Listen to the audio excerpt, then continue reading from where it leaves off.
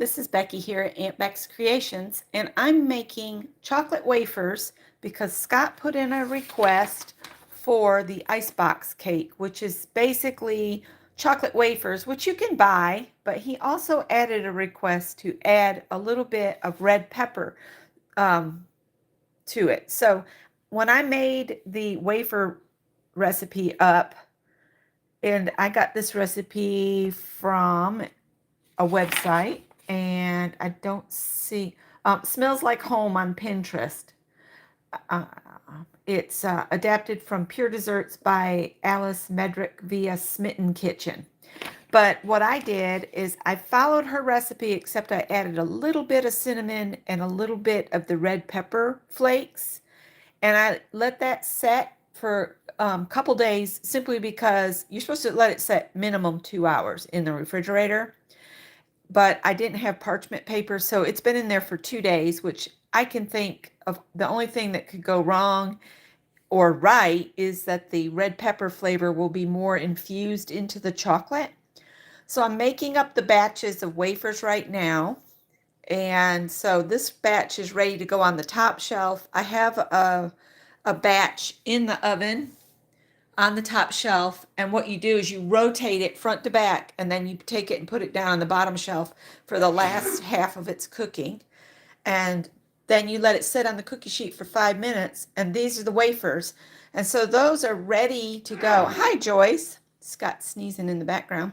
So these wafers are now ready to go. I will be making up heavy whipping cream because it's basically homemade whipped cream, and you just kind of layer whipped cream, cookie, whipped cream, cookie, whipped cream, cookie, and then you put the whole thing in the refrigerator. But Scott also added that he wanted strawberries. So I'm gonna do a little bit of the whipped cream, then put a row of cookies, a little bit of whipped cream, and then put strawberries on top of it. You know, sliced strawberries, more whipped cream, more cookies until I layer up a dish. And generally, when you do this with the wafers, you're supposed to put them on their edge so that when you slice it, it looks really cool. And you do them in a loaf pan. But because I'm adding the strawberries, I'm going to do them in an 8x8, square pan and stack them this way so that I can get everything in there. In fact, I might use one of my taller glass bowls so that I'll have room for the strawberries. So this is all because of Scott. I could call it this is his early birthday present because his birthday is June 3rd. If anybody wants to send him a card, that would be cool. Same address as mine for some reason. But anyway, my timer is almost ready to go off, and I have no way to sit this up.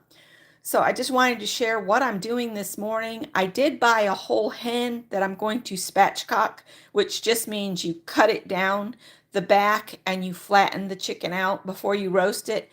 It makes it roast more evenly and it comes out really good. So I will take a picture of what this looks like once I get it all put together, and then it goes in the refrigerator and kind of mellows all together and it softens the wafers up a little bit. And I'll get Scott to give you a taste test report. All right. Thanks for watching, you guys. Hi, Darla. Hi, Pam. I gotta go. Timer's going off.